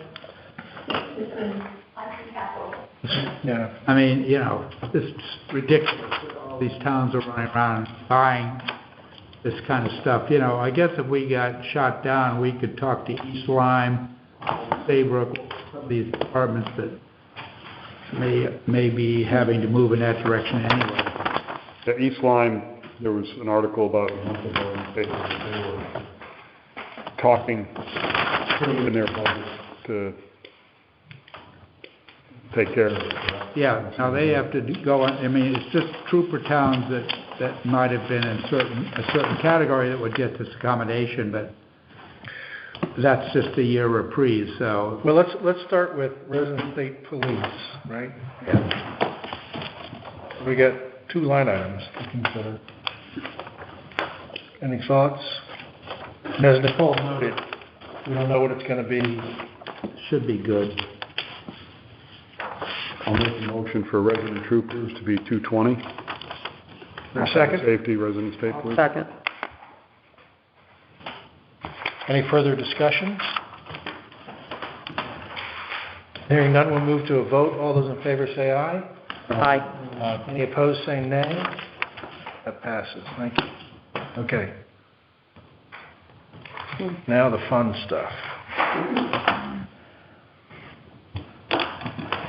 So the biggest increase is for the rangers, and I continue to not understand, I suppose, what the rangers do and why whatever they're doing a lot more of it than they used to be doing. I don't know if that was passed that out Tim? to anyone. No, that was mine. Yeah, I don't know. it pretty much tells what they're Yeah, supposed to do. maybe we could either photocopy it or I can begin to talk through The it, other one. EJ. We spent a lot of Yeah, time. well, just Judy's got- verbal explanation. Yeah. Yeah, it's pretty simple from the list. Yeah, I think we had a lot of questions about the Rangers, so we were like, what is the requirement on a typical Ranger day and why? And so the Okay. why is around control of these like beach access points as you go around. And so he's got a staggered schedule that takes roughly 8 Rangers per day. He has them in 3 different shifts. So like 3 that begin at 9, 3 more at 10, and then 2 beginning at 12:30. They each get an hour for lunch, so that gives them all-day coverage. So each day is about almost $1,000. It's $960 if you have that full sort of platoon of Rangers working, which they intend to have most days. They do a week of training, which is actually a good thing, so they talk through, because these, could be just fresh college kids. It's like how to de-escalate, how to communicate, how to handle things, how to use the equipment, like the new ATVs, so you don't drive in 4-wheel drive on the roadway, that sort of thing. So when you tally up 14 weeks of this kind of full-time Ranger coverage, it comes out to approximately $94,000. And we pushed because we're like, you really need all those guys, all those Rangers. And the sentiment was, yeah, I mean, that was my impression. I don't know. Yeah, they're monitoring Hartford Avenue, Swan Avenue, Miami, which is that B11 access off of Pond Road, and the town parking lot. They roam around and issue parking tickets. So if they have 8 people a day from 9 a.m. till 8 p.m., and some of them, there's going to be times when not all of them show up and everything. They do have events, Memorial Day. They do a little bit of work in White Sand Beach from time to time. They stand at the entry point there, helping them out. I guess they can be deployed to other parts of town as need be. So, unfortunately, last year, when the overtime rate for police was increased, there was no comment about the Ranger, but you see, it's seriously over. So, Tim, are the increase in the ranger hours over the past few years, are they able to mitigate some of the problems at Miami Beach? Yes, they do go out on the beach. They are equipped with radios, so they're not supposed to engage the public in any kind of a fracas. But if they come across something, then they can get a policeman to come out and help them out. So they are patrolling. The alcohol and clean music, tickets for that. You can't search people's stuff unless you have a problem. Like, if you see someone drinking alcohol, they can give them a ticket for that. Well, I guess my question is, in Miami Beach the folks there have been understandably distressed about the bad behavior on Miami Beach. And my question is whether that bad behavior has been reduced in part because of more ranger presence.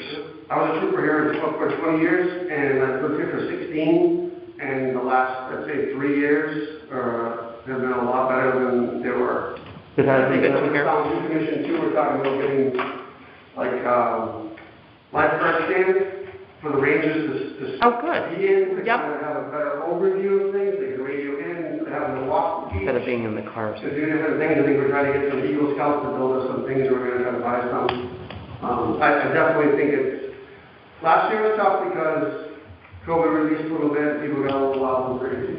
So I think that's kind of an anomaly because they were cooped up for a year and a half, and then they get free and they come down there and they just think they can do whatever they want. So I think to reduce the numbers of people that are there personally would be a disservice to that area in general, because with all the lawsuits and everything down on Miami Beach, and just a number of people, we can't control that anymore. Like that year we could control it. It was the best year ever because it was good.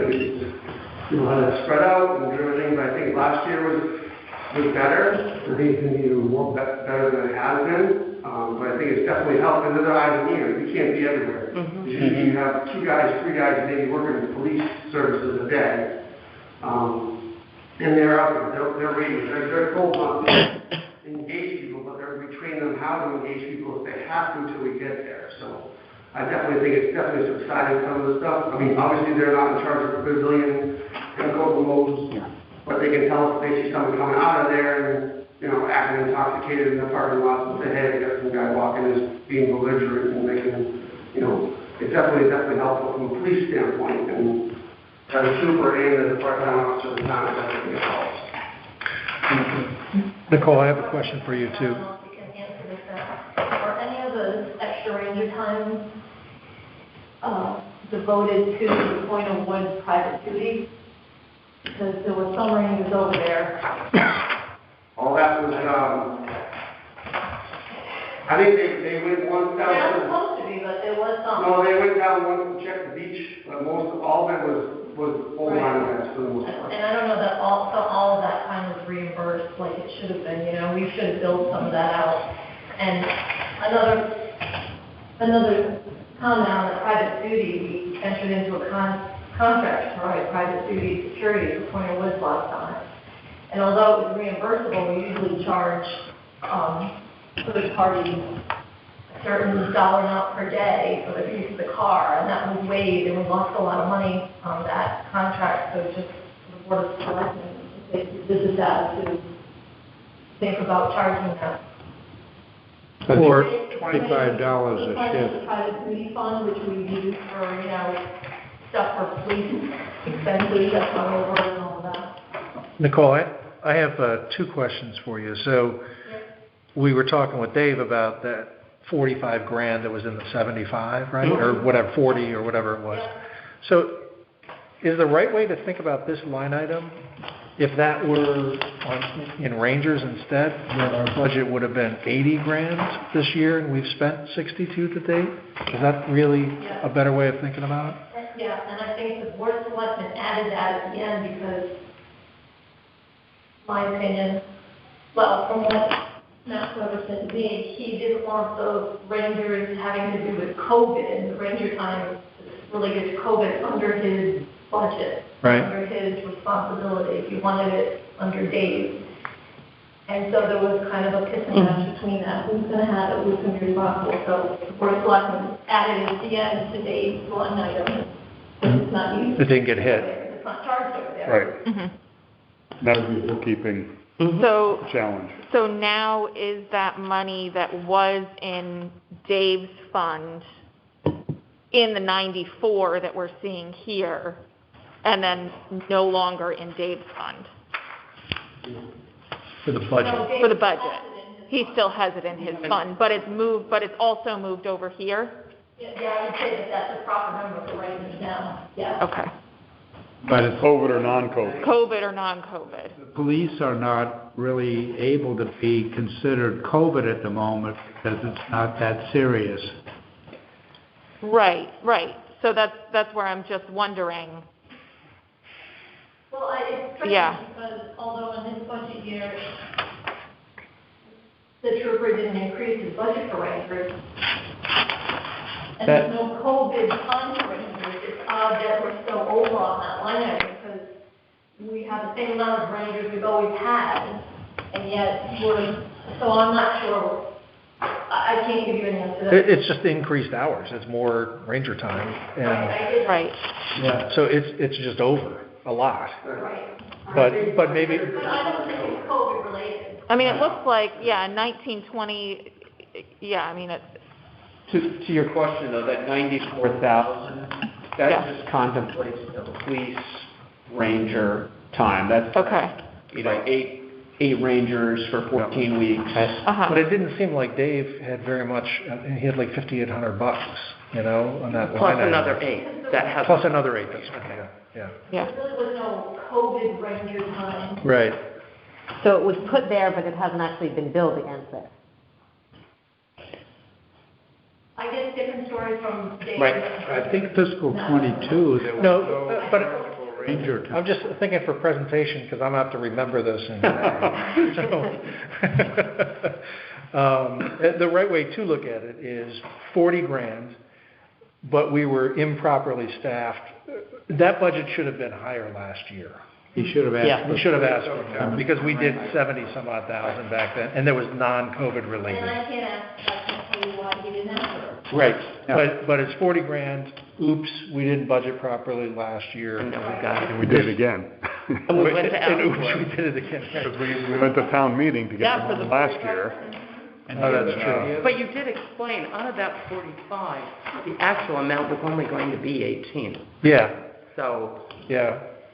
But this is getting us, so a question that I would have is, hey, are we done? Please? yeah. You guys heard about that at 82, with Tim and Matt basically said, this is, he's like. This is the right staffing level. You can come back to us next year and ask for more money, and he's like, no, this is all I need to properly fund this.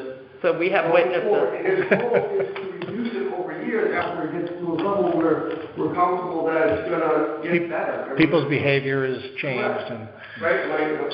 So, yeah, I mean, I asked that exact question, was like, is this gonna stay static or is it gonna keep going up? And he was, So if he were here tonight, he would say, this is my final number. Yes. Okay. But there's also $10,000 in ranger overtime. Yeah. Which, when you figure the amount of rangers, it's kind of hard to understand. You know, I guess if they book off and nobody's around, you've got to have somebody cover it, but... Hire someone. Some of it has to do with the college, because a lot of kids. They leave, Right. yeah. Same problem, the kids that. They leave in August. Mid-August, they go away. Yeah. We're left with just a couple that probably. have to work more, yeah. Or someone calls in sick, or. Of course, Sam. You Yep. know, they talk about someone doesn't come in, or, I know they also help out at, graduation, we had some different graduations, we did some stuff, going out with traffic control, and stuff like that, so there's other activities that they're definitely useful for, that we are limited to do what we need to do, so. So Nicole, one other question is on the buyout, right? So we budgeted for it the last couple of years, 37 grand, let's call it, and we spent 9 grand. So we're budgeting another 19. Do you think we're gonna spend more than the 1,500 this year, or? But why so much? Because It's tough to say, because we don't carry that over. you don't think it goes over. No, we don't carry it over, right? No. So It's difficult to say, because the two officers go down, two officers, and so they're filling in and working overtime, and so I expect that number to be higher because they can't use all of their personal time and their 2 days and all that, I expected that to the house. But I think you could take, a good 5 to 7,000 off that something. Well, there's two things. What's that? The buyout. Buyout. So because if we didn't do another $1 of buyout, right, we'd have 17 grand. And we've talked about this in other line items. We could carry that over. And not have to raise taxes again and Right. reduce this year's Right. budget or a combination thereof. Yeah, I just don't like to carry over payroll.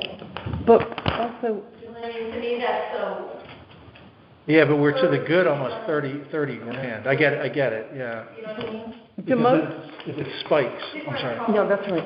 Capitalize on Do most of the buyouts take place at the end of the year? Is that when the accounting comes up? No, Or is it throughout the year? Okay. They don't have a buyout at the end of the year for unused time, they bank it all. Okay. But they have the option in this contract to, Yep. For like a holiday that they work, they get a free day and Yep. they get. Got it. 100 hours, they can get a buyout, and. But they can do that anytime. It's not like June 30th. Right. Okay. And a lot of people do take their vacation, Yep. take whatever, but Alrighty, you thanks. never know, but that's something new that's going to be in the public works contract Well, as well. oh boy. They're gonna get a buyout at I any don't really time as wanna- well. Change the math. Maybe we just leave it. No, just unused. It's comp time. I mean, it's mainly What's that? Get that buyout. Oh, yeah, that, Cash payouts. Okay. those 3 items. Yeah. That's it. yeah. Got it. It gets worse. Just wanted to. Of course it does. So Dave, to your point, I think you could reduce that to, 10 grand. 11,000 if you want. How about if we reduced it to like 14,027, because then the math is a lot easier? And it's 9 o'clock and no one wants to do. Yeah, No, it's just Take 5. track 5 grand. And the other big number is on the next page, recertification and training. Okay. It's going up by 7,600. What is the training? What training was it? Is that because of Public ranger education, training? Yeah.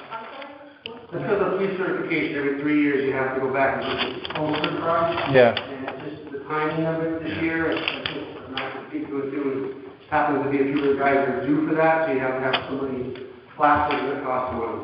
So Yeah, and I thought we were- stagger it, but it just didn't work out that way this year for you. Weren't we gonna hire 2 new troopers, and it was like 3,500 per trooper for Yeah. the academy? So Yeah. we wanna hire some like regular policemen in town because they agree to remain on our staff for a certain amount of time if we put them through the police training academy. Got it. And so it's, I think, approximately $3,500 per cadet. That's it? Yeah, which is Not bad. cheap, yeah. They come in at a lower rate, so the salaries, everyone who's a salary employee is on the top step. Right. Got it. Yep. Four steps to the top. So we're priming them. For all of our top steps, if you hire a new guy at the academy, they start at step 1. So there should be some savings there. I think between that and the post-certification, obviously, there's some personnel issues we're dealing with, and I think, we're hoping to hire a couple part-time guys and a couple full-time guys at some point in our. The other thing where I think we can reduce the budget is the marine patrol. There we go again. I think it's at like 7,000.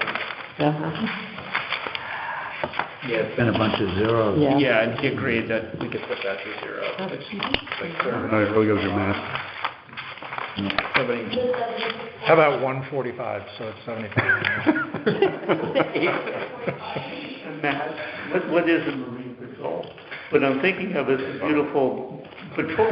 How often has this come up? A combination of fireboat and police boat, that they're supposed to cooperate. Yeah. So my question is, what is the Marine Patrol, and are we using it? Yeah, she dropped it, before it was dropped to 14. I don't think, as I understand it, they had to go out with one of the fire department guys, and it just was like not It working. didn't work. Yeah, exactly. Well, I We think- have a But if you, boat that's if not you getting go in that. front of Sound View and you want to pinch somebody, Say what? you can't have a fireman issue a summons, you have to have a police officer give a ticket to somebody out on the water acting badly. And you have to have two people on the boat, one who is a trained Right. firefighter as well as a licensed operator. You have to have a firefighter just for water patrol? It's a water boat. Well, Or fire boat. you could have a licensed operator and a policeman, I don't think you have to have a Well, fireman. when Sloan was going to join the fire department and was in the training, as the operator, they told him he had to go through the full police training in order to operate it. As a fireman? Yes. No. Well, If you're gonna give a ticket, I you have agree, to be a police officer. but the fire department was very territorial about their Well, boat. it's always been 250. Yes, right, Nicole? Yes. So- Yeah, there was, I remember when Yeah. that first happened, the It was, police department said they were uneasy with having an unarmed sidekick on the boat, that they wanted, if there had to be two people, as you said, and they both had to be Right. certified police officers, and one of them had to be certified to run the boat. right, as well as the Even though they fire didn't department. used to do that, they Right. used, on the privateer, they Right. used to go I out. went on the 4th of July, and it was me and two firefighters. Yeah, But my one of them question is has that to be licensed to run the boat. We spent $250,000 Thank you. a few years ago. Thank you. Having been convinced that it was important to have a seaworthy, effective boat that could control our water, in the river and Long Island Sound. And my question is, has that program been terminated? So the boat is just sitting on shore somewhere, and if so, is that the right result? Well, it's a fire rescue boat also. So Yeah. fire department uses it if there's an incident in the river or on the water. They, So it's being used for that? it's being used for that, but the intent, you're right, BJ, that it was that the police and fire department worked together on it. Never I have. think the last boat, was restored by mainly volunteer fire and police combined, that they got the privateer back up and running. privateer. Yeah, and, And got it floating again. it's bad. And then it was a sales pitch that it was supposed to be a combined asset. So Tim, my question for you is, are the police patrolling our waterfront during the summer at all? Well, I think it's difficult when you look at Sound View and Rogers Lake and the needs of the town in the summer. I think the water as an additional assignment makes it pretty, So they're not, as far as you know? It's not being used. I mean, to the it full used to extent be we that the thought. boat would cruise around, Black Hawk. I remember getting yelled at off my beach because my kids were in a dinghy without the right kind of life preserver. Oh, yeah. Yeah. So Years ago. it, in a perfect world, would be good. We try to get DEP to come around and do some patrolling out in front of the pavilion when they do their, what do they call, where they go zooming around and they get, playing cards and whoever has the best hand. Poker run. Poker runs. Poker run. Oh, you've been on that. I've heard of it. For the cigarette race. Oh, yeah, poker run. Yeah, 'cause right. would run a little, jeep Yeah. boat back and forth, bringing drinks There's out still to the, some power money. boat. All right, so those two adjustments, What did we actually What put, was the we first buy out adjustment, down Dave, to? that you Have the number? there's one I suggested. $5,000 off of the 19. I wasn't sure if that was a joke number, if that was what we were putting in. Not really. The buyout is going to 14,000? 14,027. 027. And then we get it completely, or do we leave something on that line We item? can get rid of that. But I use that. But do you need to leave it open? Oh, yeah, that's a good question. Does it make sense to leave something there to leave it open? $10. Marine Patrol? No, we haven't used this in a couple of years, I mean, Okay. I expect them to use Why was it? No, Yeah. Marine Patrol. All right, so zero that out, Nicole, that's okay? So minus 5,000, minus 7645, I come up with 834,279 for the public safety municipal police. 87 what? Figure that I came up with is 834,279.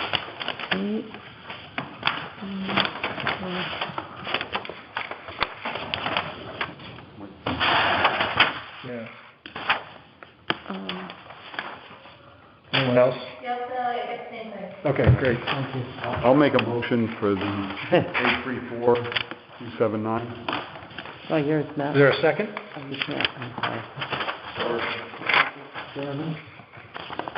Any further discussion? Hearing none, we'll go to a vote. All those in favor say aye. Aye. Any opposed say nay. Great, motion carries. All right. Oh, boy.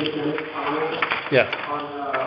For the police capital, I don't know if you guys are doing that later or now, but. We'll do that later. Yeah. That's in March, I think. Yeah. March 15th. Okay. Valley Shore Communication. So back to other public safety. 205. Valley Shore, I just think last year I didn't heard anything. No, I haven't either. Usually comes late. Approved thing last year. It usually comes in before the budget, though. Yeah, Or we- but not, I don't think we're. It looks pretty consistent for the last few years, too. Yeah. We can always come back to it. You might as well pass. Yeah, so I'll entertain a motion for the 152,700. Do it. You meant that. You can always modify. Yeah, we can come back. But he really. Is there, I'll entertain a motion, 152,700 for Valley Shore. I'll do it. Jude, is there a We're second? big spenders tonight, it looks like. Second. Andy? Any discussion? Hearing none, we'll move to vote. All those in favor say aye. Aye. Any opposed say nay. Loudly? Very good. Okay, thank you. Dear. Animal control. Yeah, but that's not, says March 1st. Yeah, she's not yet. Yeah. Animal control is listed on March 1st. March 1. Yeah, that's right, because I think Other public, yeah, other public safety, that's not it. Kimberly has it, I think. Fire department. Juvenile. Yes. Yeah, that's right. I think she submitted a budget to the town hall, but we'll have to meet with her. Yep. Okay. So you're passing on ACO? Yeah, she's March 1. Fire protection, single line item. Other public safety.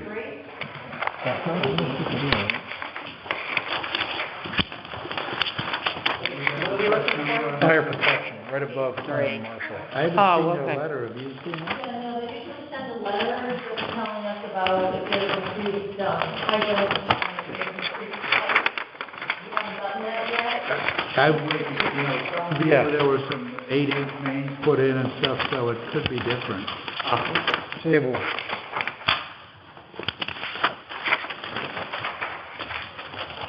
Last one, emergency management.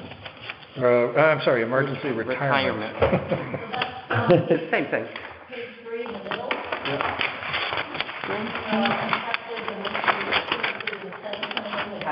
Yeah.